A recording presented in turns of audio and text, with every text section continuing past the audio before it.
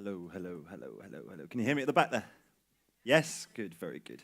Hello, my name is Damien Gabet. I am the editor of SquareMeal Venues and Events magazine. Today, ladies and gentlemen, there we go. I have with me a woman who's been described by quite a few people as the queen of party planning. Indeed, endless newspaper column inches have been dedicated to her high-profile events, certainly the ones that she's orchestrated, and indeed the celebrity company that she keeps.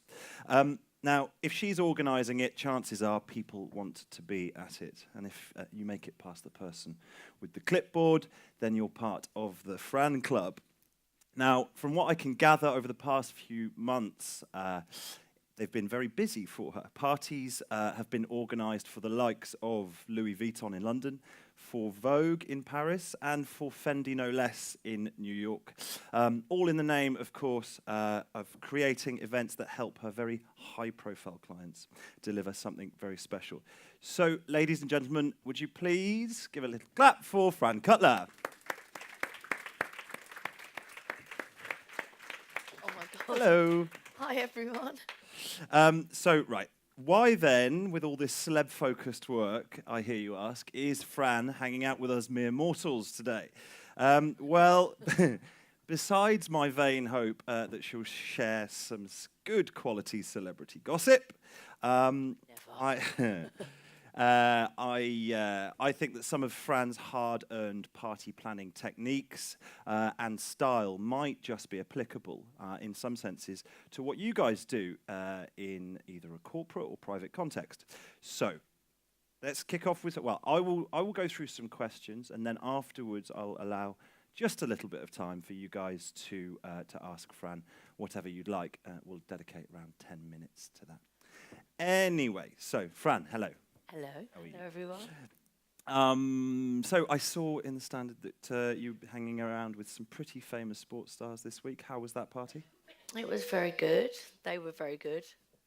Well behaved? Yeah, very well behaved, actually. Sports stars, they like to misbehave every now and again. Obviously, they're under very strict contracts. Yes. But the two that I was hanging out with was Lewis Hamilton and Neymar, who's like the richest footballer, or the most... Is he the most expensive, certainly, expensive, 200 million, yeah. And they were very well behaved. It was at the Love Party, which is a Love magazine party at Lulu's on Monday night. But I got in pretty early from that, which was about 3 o'clock in the morning. That's early for me. And yeah, it was a successful night, very successful. That wasn't actually one of my events. That was I was going to ask.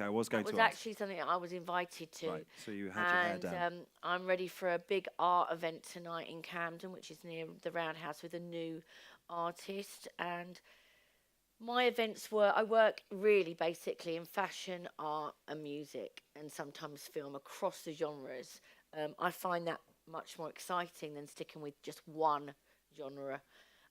And then also it gives me more scope when I'm working with different genres of talents as well. It's just much more exciting. All right, so with all of these various different sorts of events in different industries that you run, organise, and are in charge of, what would you say is the single biggest challenge you face when you're organising an event, and how typically do you overcome that? Well, sometimes it can be the client that's the hardest person to work with, as you all know. You know, you've got to please them, but you've also got to please the people that are coming to the event. So you're between a rock and a hard place sometimes, because you can have a very demanding client that wants the world and doesn't get it that maybe you're not paying the sort of money to get the world, but you've got to really, really like cater to what they want. And then also you've got to make everyone that's coming to the party happy. So it's quite a sort of political thing that you play. I think the main thing is to be straight with the client right from the beginning. You know, you're paying this amount of money, you've got this amount in your budget, and you know, this is what we will achieve for you. I always say as well, you can't promise, you can't guarantee that these people are going to turn up. Well, I can guarantee you've got a great venue, we've booked great music, you've picked the right day. and it's all, and you've picked me, and I'm good at what I do, so hopefully it's going to work. I never say hopefully. I go, look, it's going to be great. And thankfully it always is. But I think that's definitely the client or the person you choose to work with does help with that. If you choose the right person. All right, great. So one thing that perhaps I wonder whether the audience would like to know is, without, say, the spice of a celebrity guest list, Right. how do you create buzz around an event? Well, with what I do, I think there's a simple formula. The venue. It doesn't matter. I mean, everybody wants to go to somewhere where nobody's been before or that's brand new. I'm always looking for new venues. That's like the most important thing. The date is really important. I personally would never do anything in the middle of August. Anywhere in August, don't touch. Why is that? Everyone's on holiday. Right. No one's away. And also the whole fashion business shuts down in August. And then the same really in the first 2 weeks of January. Everyone's on holiday. Everyone's getting over Christmas and New Year. Nobody really wants to organise a party. They're over-partied. They want to get healthy again and they want to get their heads back on track. So I'd always suggest never to do, so the date's really important. Drink and food. Right, got you. So venue, drink, food. And then the last bit is the music. If you haven't got the right music, you haven't got the right DJs, you're lost. Bands are okay, but at a party, I sort of tend to think a band or a performer needs to come on for a really short space of time, 5-10 minutes max. Otherwise, you're taking you might as well be at a gig. They're taking all of the attention. The whole thing is at a party, you want everyone to dance, get drunk, listen to good music and socialise. If they're watching something, they're watching something. They can't really dance and they're not really talking. They're watching what's going on. I always think get the performer on and get one performer. If you get one after the other or you have a break, it sort of cuts up the evening. It doesn't flow. I believe in a flow. The evening's got to flow. And if you have too many performers, it just cuts it up. Interesting. So, I mean, I feel like you might have answered this question, but what then in all of those things would you say was the thing? If everything else has to be put to one side for the music. I think the music. The entertainment. Yeah, the entertainment. Because, all of us know if you're drunk, which is quite often for me, if you're drunk and you hear your favourite tune, what do you want to do? Just get on the dance floor and dance with your mates. So if the music's right, which I sometimes feel some people just get too anal and uptight about the music. It's got to be party music. It's got to be the classics. It's got to be stuff that just makes you want to dance. And DJs get so like, I only play this. Well, you can't just only play that. You've got to play stuff for the whole crowd. Being a professional, which we are, you've got to really, really look at your crowd and see what they want to hear, and you've got to play it to them, really. Okay, cool. What... You'd be able to call on this immediately, but what, in your opinion, is the biggest or perhaps most dramatic issue that you've ever had to deal with at an event that you have organised? Something that maybe these guys can take heed of. Working with celebrities can be quite dramatic. And, the world of celebrity is a world unto its own. You can never guarantee when they're going to turn up. You can never guarantee when they leave. You can never guarantee what they're going to be like. And I think because I have personal relationships with a lot of these people, we've got mutual respect for each other. But sometimes it's not even the celebrity. It can be the DJ that thinks he's a celebrity or her, that causes the most amount of trouble on the night. And you can go into an event and I can, I sort of know how it's going to run. And then you can just get something that crops up and you just think, God, I just never thought of that. Oh, my God. And it could just be someone that gets totally drunk and then annoys a celebrity and then you have to get them removed. There's all different things. But touch wood, we usually run. Okay. Okay. So I'm usually on it 'cause I'm very hands-on at an event. I can imagine. I mean, I guess sort of in the context of what these guys do, the idea that resonated for me out there is that you build a rapport as best you can with the people that are coming, right? Yeah, I think because of my reputation, and I've been doing this for a very long time, people know what to expect at my parties. They know there's going to be a great crowd of people, but also an eclectic mix. It's not just about celebrities, it's about young, old, influencers, people that like to party, faces. It's a real eclectic mix of people that make a party happen, as with the music and the drink and the venue. It's really important to understand that. I actually did a party what we were talking about earlier for Fendi in New York, and the client said to me, "We only want millennials." I didn't know what a millennial was. I was saying to the girls, "So what does that mean?" They went, "Well, they've got to be between this age." I was like, "You can't say that to. You can't say to people, well, if you're not at this age, you can't come to the party. It just doesn't work like that." Boring as well, I reckon. So boring. In the end, when I explained it to the client, she was like, "What was I thinking? I'm so sorry. I'm so sorry." I was like, "Yeah, you've got to have everyone, come. That makes the world go round." So perhaps challenging sometimes the client or your boss or whoever to say, I think "Are you sure you want to do that?" From my experience, because remember, you're the professional; they're not. I mean, that's what I sort of tend to say.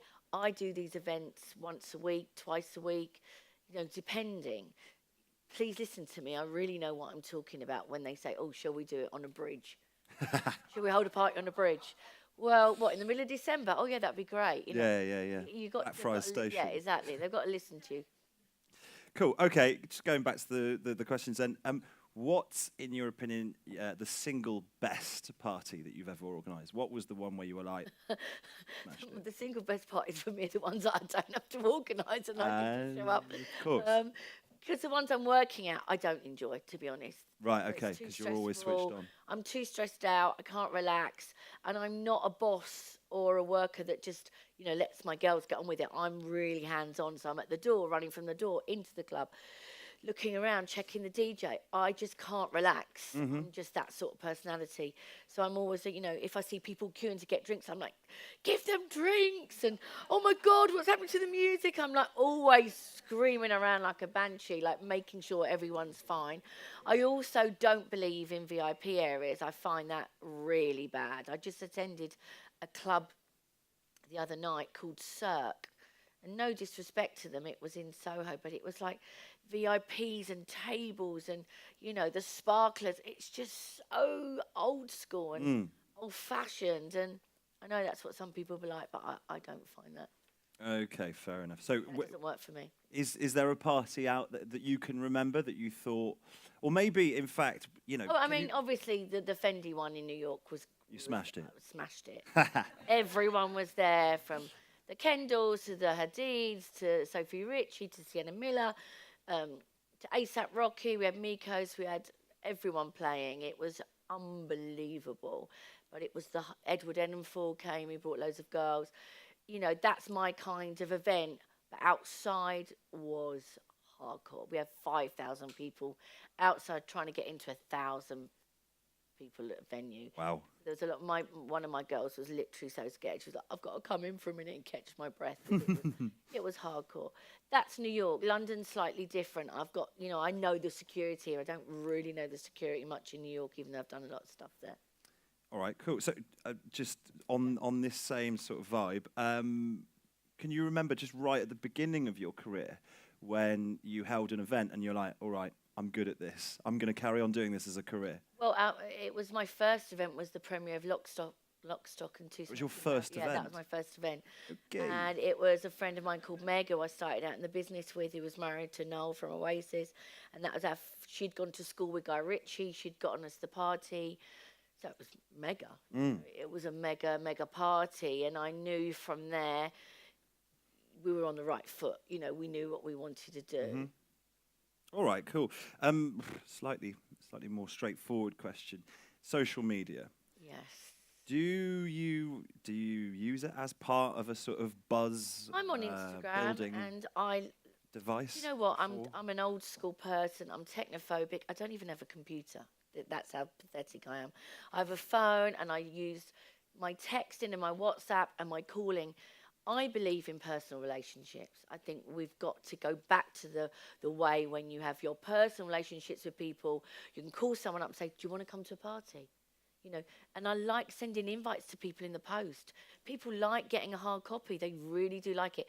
When they turn up somewhere with a hard copy, they know they've been officially invited. You know, I think it's really, really important. And social media, great. Because I don't work in press, it doesn't mean anything to me because I'm not a PR.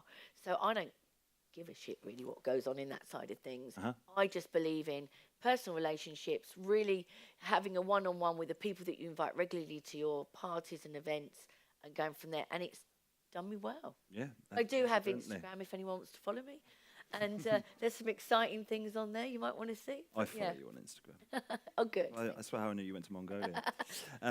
Anyway, so I was going to ask about the parties that you organise. You know, are you able to enjoy them? I think the answer to that question is no. Yeah, safely. So, all right. So perhaps always being switched on or being quite bullshit, whatever, that is one of your qualities or characteristics. Definitely, yeah. Could you describe, say, a list of the personal qualities that you think you have that make you good at this? Maybe the ladies and gentlemen will recognise it themselves. Feeling that I want everyone to have fun. I think that's one of the great. I love having fun. I love to watch everyone else have fun. I love to watch everyone dance and enjoy themselves. And I think I grew up in Soho. My parents were publicans, so I've always lived in pubs and been with music, and so that's influenced me a lot. And my family are very, very social, and I think you just need to have that ability to let everyone have fun, and it's not about you, it's about everybody else. That's very, very important. Right. You need some tenacity out there to deal with some people. We did a party for the 25th anniversary for Dazed, and there were, you know, and sometimes I still do the door. I mean, I've done doors of every club in London. I remember once when I was like 20, somebody tried to run me over because I wouldn't let them in a club. They actually got their car and drove up the pavement and tried to kill me. But they're the sort of things that happen in London club life, like back in the day, and can still happen now. So sometimes I'd have to go to the door and help my girls out. So you have to have real firm conviction, tenacity, and, you know, I won't take any bullshit. I can smell it a mile away, thank God, after all these years. And you need, you just need, you know, some people see kindness as a weakness, so you have to be quite a strong character out there. And, you know, stick to your guns and to your beliefs. Okay, great. So, you know, obviously you have at your parties VIPs. I think the event organizer out here, you know, obviously have a different. But they are mind, perhaps. VIPs to them. I think everyone has got to be a VIP to them. How do you? What's the best way of looking after those very important people Just at the like event? they're everything, you know. Make sure they've got the drinks, make sure they're comfortable, make sure they've got a nice area to sit, not a VIP area, but a nice area to sit. Have they got enough food? Have they got all their friends with them? That's the most important thing. If a celebrity walks in, they're usually with a crew of people. You want that crew of people with them because it's them that's going to make them feel happy and stay a bit longer. You don't want them alienated, standing on their own in a goldfish bowl. Oh, where is everyone? And everyone's looking at me. And it's like, you know, Kate Moss is like my oldest and best friend. If we go to an event together and say it's not something that I've organised, she'll be like, I bet they're going to put me in a corner. I bet they're going to put me somewhere where everyone's going to look. 9 times out of 10, that's what they do. Right. And it makes her feel so uncomfortable. She doesn't want to stay. Where would she rather be? Well, she'd rather be maybe at the side of a bar sitting on a sofa with her friends around her where no one's going to be, you know, looking at her like that. So that's what I always make sure at my parties. There's really nice areas where people can go and sort of hide, but not hide, you know, but be a bit more discreet. I think that's quite important. That, you know, your people are happy where they are. Yeah. Okay, great. So, owing to the fact that your first event was Lockstock, you've been in the game a couple of years. Oh, yeah, 15. Talking about trends is sometimes a bit awkward or cringe. But tell me, I mean, can you see any trends in events coming through at the moment? I hate trends. I hate fancy dress parties and things like that. It just makes me cringe. I just can't bear it. What's the I alternative? don't mind themes. Like if you give a theme of something, I think that's sort of okay. I don't think in sort of fashion parties really there are. I mean, maybe I'm wrong. Like trends. Do you know maybe perhaps a different kind of entertainment being asked for more regularly, different kind of food perhaps? Do you involve yourself with the No, food not element? really. I mean, it's just always got to look mega. Right, okay. Yeah, So it's it's got to gotta look wow mega, from it's the gotta moment they walk through the have a door. wow factor. Okay. Definitely. Do you, can you I sort don't of like. I mean, I recall don't any- like clowns and things like that at parties. Jugglers, Very specific. fire eaters, No clowns, ladies, things please. like that. I just think are a little bit low end. We want to make everything look really glamorous and the best it can look. How do you do that? By getting a great production team involved. Yeah. I like to visualize it and think, right, this is what I want, and then you bring in someone that you can trust that will do the production side of Right. And has there been any times recently where the production has been completely on point? it. Yes, the Love Party I thought was very good because Love Magazine, is Love that? Magazine, yes, Yes, that yeah, had a yeah. space theme, which was really cool. Tell us some more about that. There were just like spacemen, and all the waiters were dressed up in like Star Trek costumes. Quite It sounds really attention to- bad. And Sounds the worse than Muppets were clowns. there as well, which was even weirder. And like Nick Grimshaw from Radio 1 was DJing with one of the Muppets. And I just found it all quite funny.